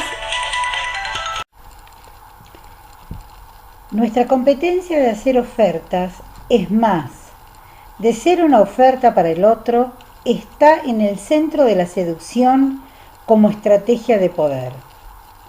Un caso particular de seducción es la persuasión. La persuasión consiste en la capacidad de generar en el otro el juicio de que nuestras interpretaciones son las más poderosas y, por tanto, que ellas expanden las posibilidades de quienes las aceptan. El desarrollo del arte de la persuasión fue una de las inquietudes principales de los sofistas griegos y está contenida en sus enseñanzas de retórica. Se dice que Gorgias era maestro en persuadir a una audiencia en prácticamente cualquier materia. Este le confería gran importancia a la retórica en la enseñanza de la juventud, pues ella contribuía a la conformación de las identidades públicas de los individuos y era fuente importante del poder que alcanzaran en la comunidad. Una modalidad particular de la persuasión es la lógica, esta gran invención de los metafísicos y desarrollada particularmente por Aristóteles. La lógica centra su capacidad de persuasión en la coherencia que mantienen entre sí las diferentes proposiciones dentro de una argumentación. Dentro de los diferentes elementos del arte de la retórica, la lógica, consistente con su origen metafísico, pone énfasis en el contenido de verdad y la coherencia argumental, logos, reduciendo la importancia de los elementos emocionales, etos y patos. La segunda estrategia de poder personal guarda relación con la autoridad institucional. En este caso, nuestras declaraciones y peticiones tienen aceptación social, no por la posibilidad que somos para los demás como personas, sino porque estamos investidos de la autoridad que la sociedad le confiere a un determinado cargo institucional. Mientras ocupemos tal cargo institucional, accedemos al poder que la comunidad le confiere a éste. En el momento en que abandonamos el cargo, perdemos con ello el poder que antes poseíamos. El poder no resulta de la capacidad de acción de la persona en cuanto tal, sino de la capacidad de acción que nos confiere la posición que ella ocupa al interior de determinados juegos institucionales, consagrados por la comunidad. La tercera estrategia de poder personal es aquella que descansa en la fuerza, en nuestra capacidad de destrucción como medio de sometimiento o de disuasión del otro. Ya nos hemos referido a ella. Como en los casos anteriores, la fuerza, en este caso, está puesta al servicio de un juicio de posibilidad de parte del otro. El poder que obtenemos resulta del juicio que otro hace sobre las posibles consecuencias que resultarían de no acatar nuestra palabra, o de las consecuencias que podrían resultar de nuestra capacidad de respuesta frente al uso de su propia capacidad destructiva. En todos estos casos, en las estrategias de seducción, de poder institucional y de fuerza, nuestro poder personal es función del juicio de posibilidad del otro. El juicio de lo posible. Crisipo de Soli. El poder, hemos insistido, se funda en el juicio de lo posible. Cuando hablamos de lo posible, es interesante volver la mirada hacia los estoicos. Entre ellos, cabe ahora destacar la figura de Crisipo, quizás el más influyente de los estoicos en la antigüedad. También uno de los que se sitúan a mayor distancia de la influencia de la metafísica. Crisipo nace en Scioli, Sicilia, en la parte sur de Asia Menor. Vive de 281 a 208 a.C. De su abundante producción escrita, solo han sobrevivido algunos fragmentos. Crisipo se opone a la noción de lo posible, propuesta previamente por Diodoro, según la cual lo posible es aquello que es o será verdadero. Tal noción de lo posible, sostiene Crisipo, lo hace indistinguible de lo necesario. Para Crisipo, hay eventos que, siendo posibles, no sucederán. Es posible, argumenta, que una joya se rompa, aunque ello nunca ocurra. De la misma forma como toma partido contra Diodoro, Crisipo se enfrenta también con el planteamiento de Cleantes, un estoico anterior a él, que había sostenido que las afirmaciones con respecto al pasado no podían ser necesarias porque de serlo no habrían sido posibles. En otras palabras, mientras Diodoro aplicaba el criterio de necesidad tanto al pasado como al futuro, Cleantes negaba tal necesidad y sostenía que tanto el pasado como el futuro eran posibles. Oponiéndose a ambos, Crisipo toma una posición que podemos condensar sosteniendo: el pasado pertenece al dominio de lo necesario, el futuro al dominio de lo posible.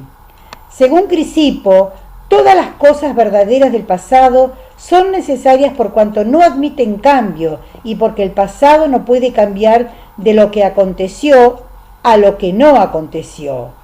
Lo que ya aconteció dejó de ser posible por cuanto lo posible es aquello que podría acontecer, acontezca efectivamente o no. Según Crisipo, aquello que efectivamente acontezca es lo que llamamos el destino. Uno de los factores que separa lo posible del destino es lo que Crisipo llama lo que está en vuestro poder. A través de lo que está en su poder, los individuos participan en la generación del destino. El destino no es independiente del actuar de los individuos. Ello nos recuerda Heráclito, que nos decía: nuestro carácter es nuestro destino. El juicio que concibe el pasado como necesario contiene una fuerza carga ética. En primer lugar, representa un poderoso antídoto contra el resentimiento, aquella emocionalidad que se gesta desde la impotencia, desde la falta de poder. Al observar el pasado desde el prisma de la necesidad, éste recupera la inocencia.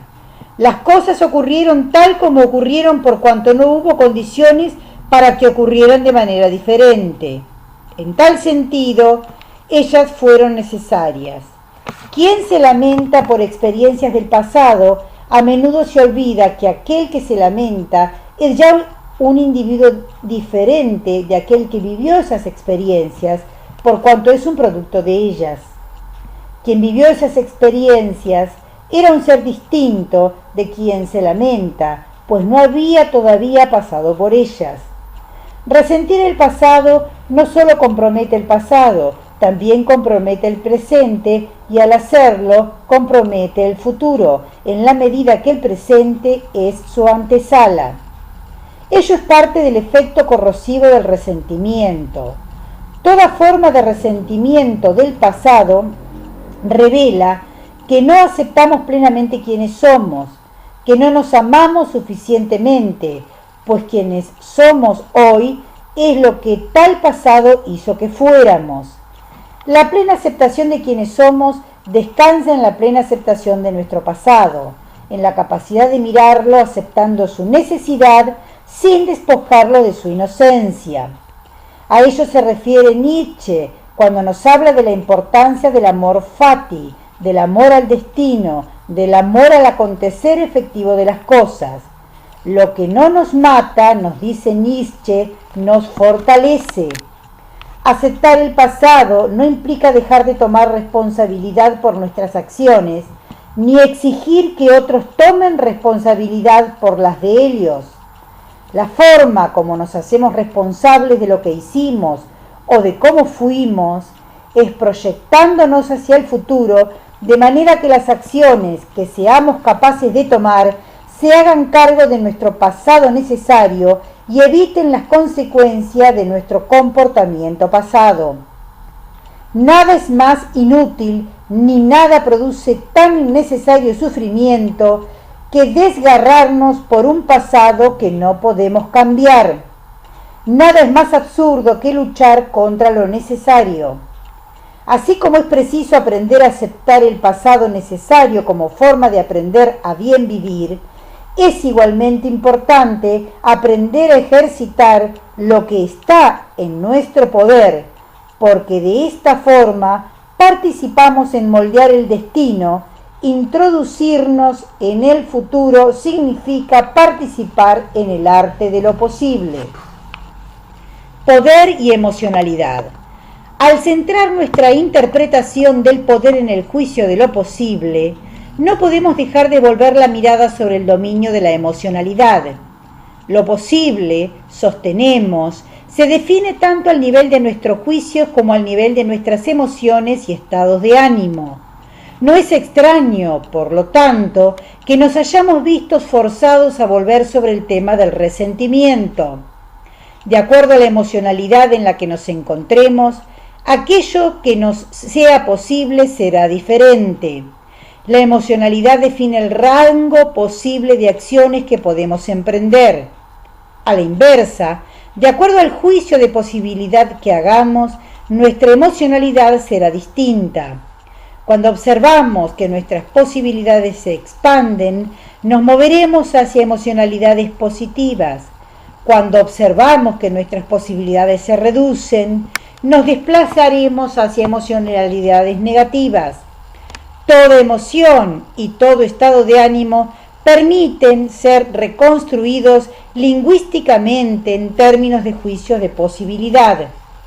La emocionalidad es factor consustancial de toda configuración de poder y, por tanto, de toda capacidad de acción. Una misma persona, un mismo grupo humano, serán más o menos poderosos según la emocionalidad en la que se encuentren. Esto, que ya fue señalado cuando en su oportunidad tratamos el tema de la emocionalidad, debe ser ahora reiterado al abordar el tema del poder. Si aquello que nos interesa es intervenir en la capacidad de acción efectiva de un individuo o de una organización, si lo que nos preocupa es el aumentar su poder, no podemos prescindir de observar e intervenir en el dominio de la emocionalidad. De allí, por ejemplo, que las personas más competentes no sean necesariamente las más poderosas. ¿Cuántas veces no comprobamos que el mejor alumno en la escuela o en la universidad no es quien obtiene los mayores éxitos en el trabajo o en la vida? O que una organización dirigida por una planta ejecutiva altamente calificada es sobrepasada por otra que, en el papel, contaba con ejecutivos con menor capacitación. Todos sabemos que el mejor profesor no es necesariamente el que más sabe, sino aquel que mejor relaciona aquello que sabe con la capacidad de expandir el horizonte de posibilidades de sus alumnos. Más importante que la formación que incrementa nuestras competencias es la emocionalidad que define los espacios posibles dentro de los cuales actuamos. Con un menor nivel de competencia, alguien puede exhibir una capacidad de acción mayor y, por lo tanto, más poder, por hallarse en un sustrato emocional que especifica un rango de posibilidades que puede no estar disponible para alguien más competente. La afirmación de la vida y el camino del poder. Hemos postulado que la acción nos genera, que ella nos hace ser el tipo de ser que somos. Hemos dicho que la acción genera ser y, al hacerlo, nos permite trascendernos a nosotros mismos y participar en el proceso de nuestra propia creación. Al actuar dejamos de ser quienes éramos y accedemos a nuestras formas de ser. Devenimos. Quienes fuimos ayer dejamos de serlo hoy, para luego, mañana, ser nuevamente distintos. Nietzsche nos reitera una y otra vez: el hombre es algo que debe ser superado. Esta es quizás la enseñanza más importante de su Zaratustra. y aquel ser humano que es capaz de superarse a sí mismo. Nietzsche lo llama el superhombre. Pocos conceptos de Nietzsche han desencadenado tantos malentendidos, tantas interpretaciones erradas. El superhombre es quien hace de la vida un camino de permanente superación de sí mismo. El hombre, nos dice Nietzsche, es una cuerda tendida entre la bestia y el superhombre, una cuerda sobre un abismo. Lo que es grande en el hombre, nos insiste, es que éste es un puente y no un fin. La acción y con ella el lenguaje nos constituye.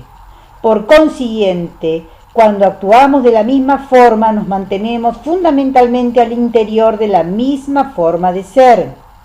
Solo expandiendo permanentemente nuestra capacidad de acción, aseguramos el camino de nuestra superación como seres humanos.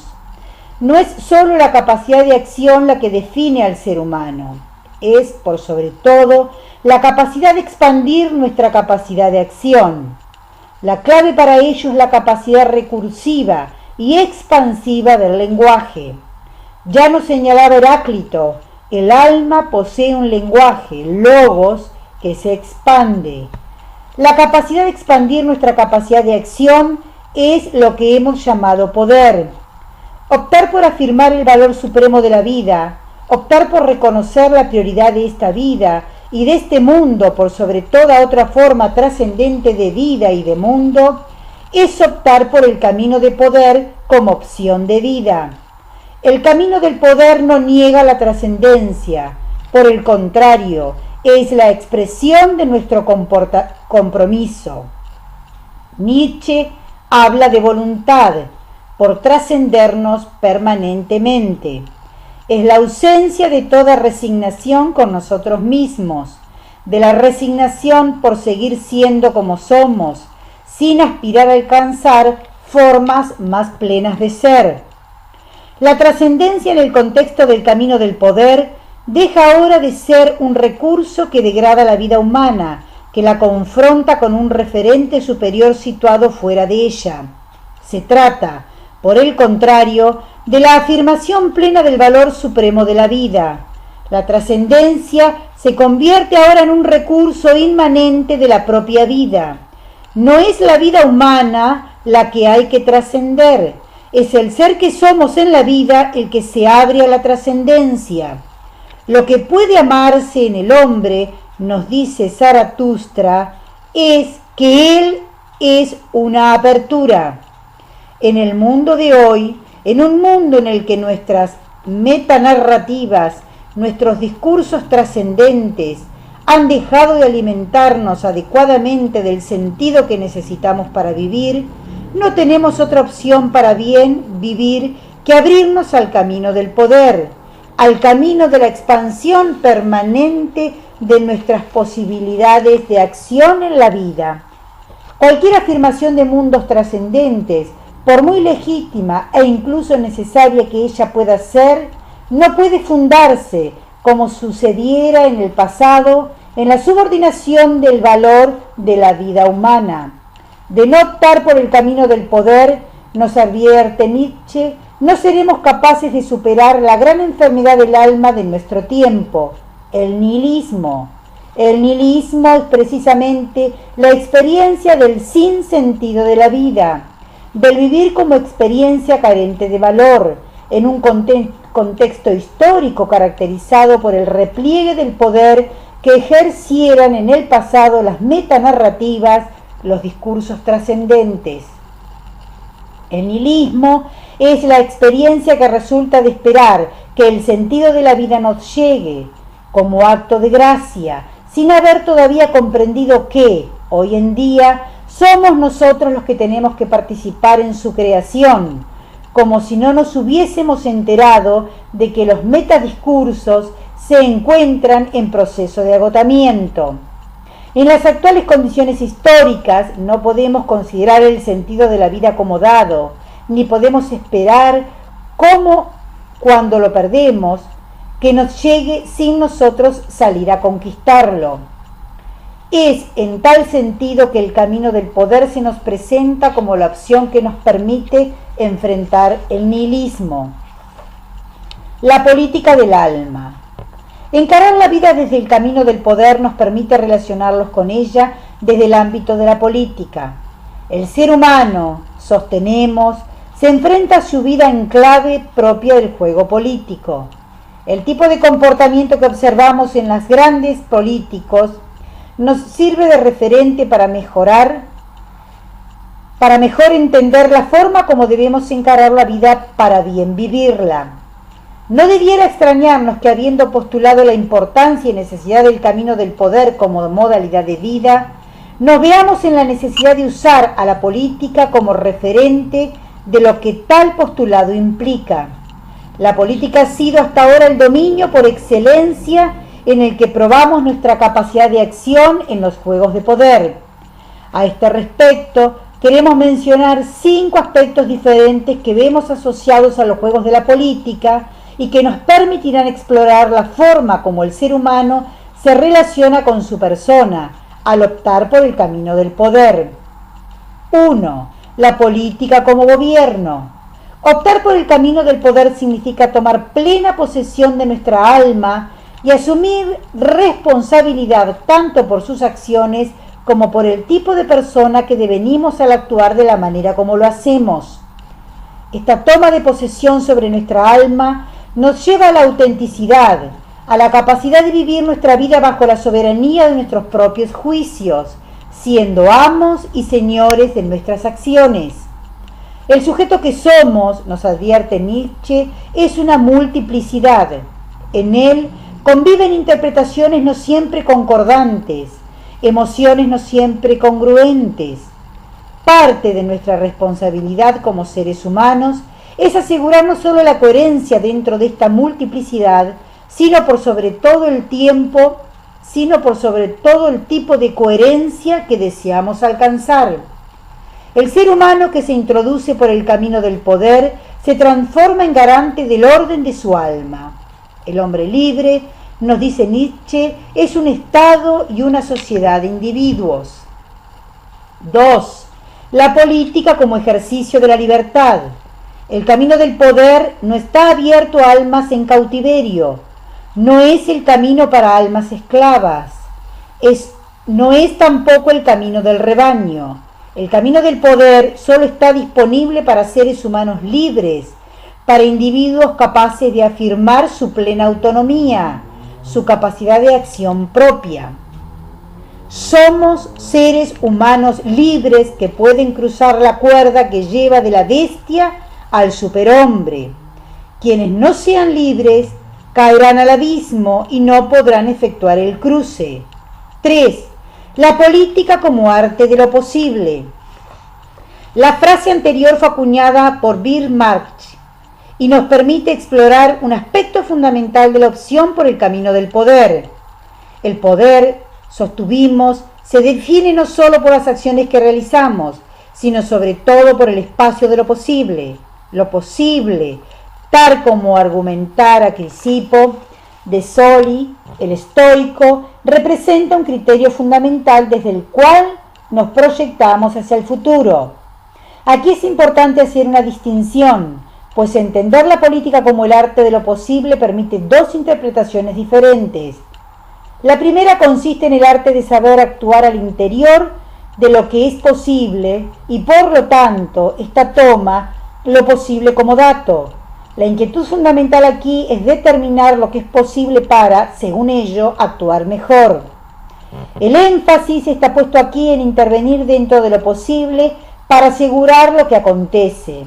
En la medida en que no todo lo que es posible acontece, quien gobierna su alma a este nivel busca asegurar que aquello que acontezca sea posible, que permite su mayor desarrollo como persona.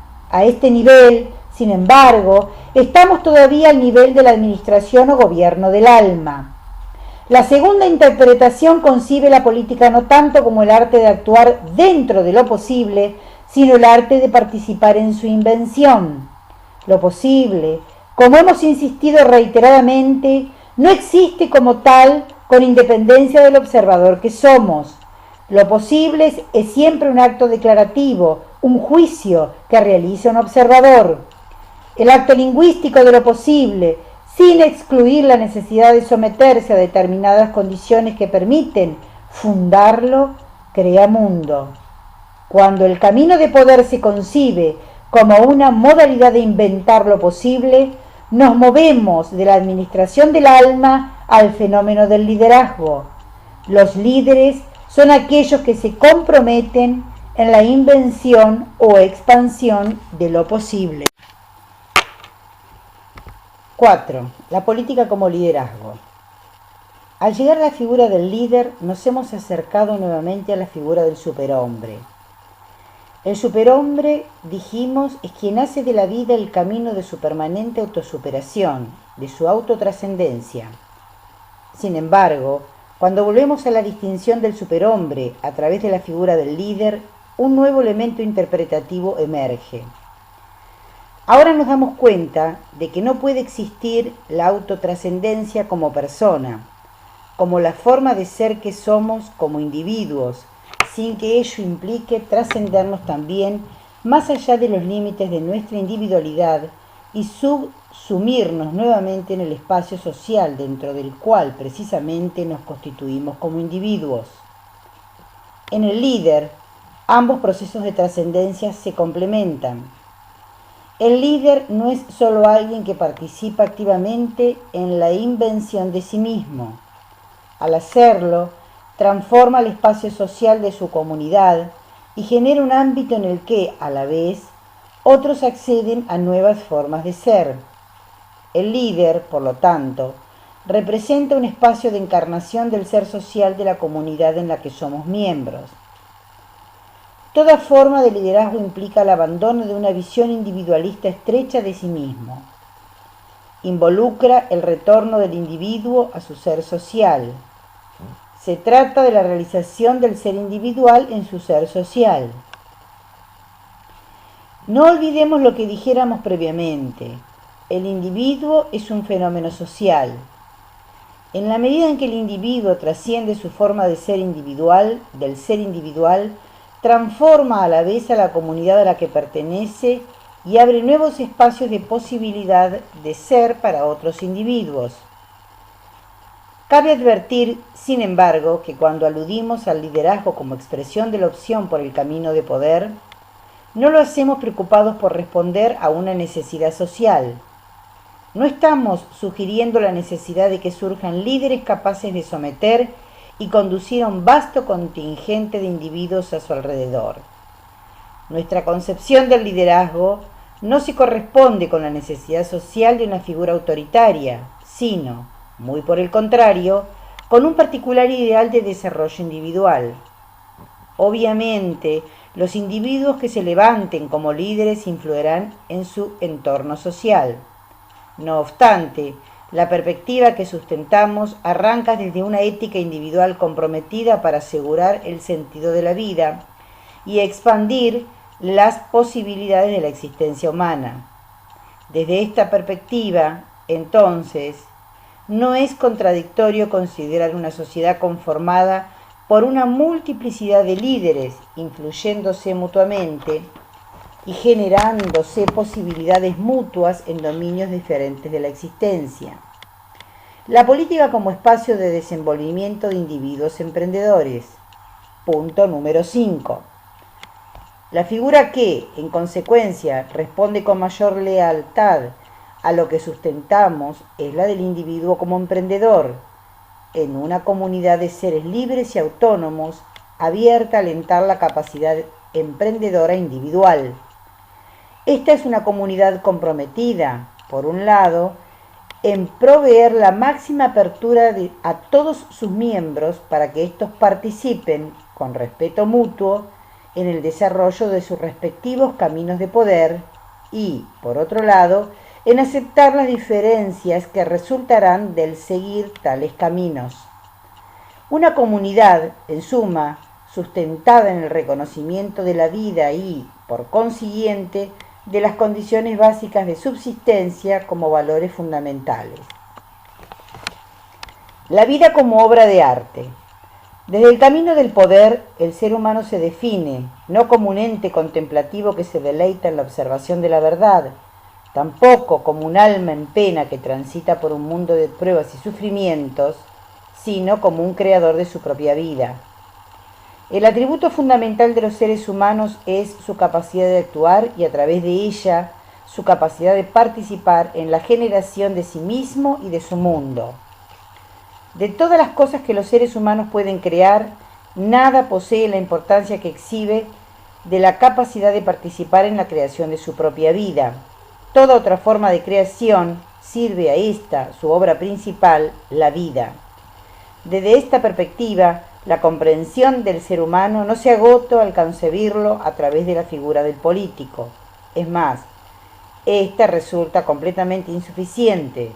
Por sobre tal figura se levanta ahora otra, la del ser humano como artista, como partícipe en la creación de su vida, como iniciado en el milagro y misterio de la invención de sí mismo. El camino del poder es, en consecuencia, el camino de la creación. El ser humano es, ante todo, un ser creador. Como creador, nos dice Nietzsche, el ser humano se trasciende a sí mismo y deja de ser su propio contemporáneo. Pero en la creación surge otro aspecto importante, se transforma en un ser libre. Creación y libertad se requieren mutuamente. Nuestra capacidad de creación nos hace libres, pero así como la creación es el ejercicio de la libertad, esta última solo emerge en el acto creativo. La libertad, en el sentido más profundo, no es una condición jurídica, sino una condición del alma humana. Al concebir al hombre en tanto artista que hace de su vida su gran obra de arte, nos lleva a hacer algunas consideraciones adicionales. La primera de ellas guarda relación con abrir espacio a las fuerzas destructivas que acompañan toda creación. Si aceptamos la creación, tenemos también que aceptar la destrucción. Como nos enseña Heráclito, no hay una sin la otra. No podemos trascendernos y alcanzar otras formas de ser sin dejar de quienes fuimos, sin abandonar nuestras formas anteriores de ser.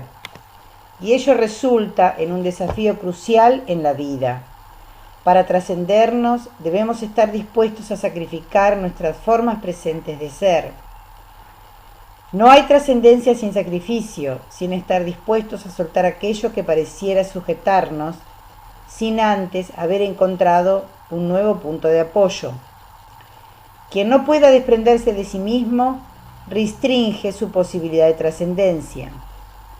Toda trascendencia, por lo tanto, se nos presenta como un salto al vacío, como un sumergirse en la nada, en el principio de disolución del ser que somos, para, desde allí, volver a emerger en las aguas de la vida. El camino del poder, y por consiguiente de la creación, es el camino del riesgo, de la vida como apuesta. Optar por el camino del poder implica, en consecuencia, asegurar las condiciones emocionales que resultan necesarias para permitir tanto la creación como la destrucción, aspectos ambos inseparables de la dinámica de la autotrascendencia. Ello implica vencer lo que Nietzsche llama el espíritu de la gravedad. Este nos ata a las formas existentes del ser, introduce pesadez en nuestro desplazamiento por la vida y nos impide despegar en nuestro salto al vacío. El espíritu de la gravedad debe ser vencido con las fuerzas opuestas, aquellas que surgen de la inocencia del juego, apoyándose en imágenes proporcionadas por Heráclito. Nietzsche identifica esta capacidad creativa con la figura del niño, aquel que construye castillos de arena en la playa para verlos enseguida destruidos por las olas y que vuelve a construir otros nuevos. El niño es, para Nietzsche, la figura predilecta de las formas superiores del poder, pues nos muestra un poder que se despliega de la inocencia del juego, desde la ausencia de la gravedad. A esta imagen del niño, del poder del niño, Nietzsche opone dos formas distintas, importantes, pero también inferiores del poder. La imagen de la bestia de carga que ilustra con la figura del camello y la imagen de las bestias de presa que responde a la figura del león. El camello se caracteriza por su resistencia, por su capacidad de absorber adversidades, por su capacidad de llevar a otros sobre sus espaldas. Es una forma de poder que no puede ser despreciada. Muchas veces en la vida tendremos que recurrir al poder del camello. El león, por el contrario, es quien se revela, quien afirma su propio poder frente a los demás, quien declara la inviolabilidad de su territorio. La vida también nos exige muchas veces ser leones. Pero ni el camello ni el león tienen el poder de quien, como el niño, crea desde la inocencia del juego. No hay otra forma superior de poder a la de éste. Desde la figura del niño podemos comprobar cuánto nos hemos alejado de nuestra concepción tradicional del poder y cuán distantes estamos del juicio de que el poder es maligno y fuente de corrupción. La segunda consideración que efectuar es la que relaciona el poder creativo del ser humano con la interpretación que Nietzsche nos ofrece de la tragedia griega. Al concebir al ser humano como artista, Nietzsche sostiene que necesitamos del arte como disposición, pues solo desde él logramos alejarnos del sinsentido de la vida. El arte hace la vida soportable, y solo el arte es capaz de conferirle a la vida el sentido que ella de por sí no nos proporciona, de que ella merece vivirse. Desde la disposición del artista le inventamos el sentido a la vida, sin el cual no nos es posible vivirla. Esto es lo que, según Nietzsche, acomete la tragedia griega. La tragedia griega se sustenta en la victoria de la belleza sobre el conocimiento. Los seres humanos se desplazan en ella aludiendo someterse al principio de la verdad y buscando, en cambio, la realización de la vida desde una perspectiva estética. No es extraño, por lo tanto, comprobar la forma como Sócrates reaccionara contra el arte. El arte nos permite vernos estoicamente y ello es necesario para vivir. Heroicamente, y ello es necesario para vivir. Solo el arte nos permite olvidarnos de nuestras limitaciones. Necesitamos del sentido trágico del héroe para responder a los desafíos de la autotranscendencia. El héroe trágico puede soportar la vida por cuanto se ha comprometido a hacer de ella una obra de arte. Y en cuanto a obras de arte, los seres humanos alcanzan su más alta dignidad. Fin del capítulo.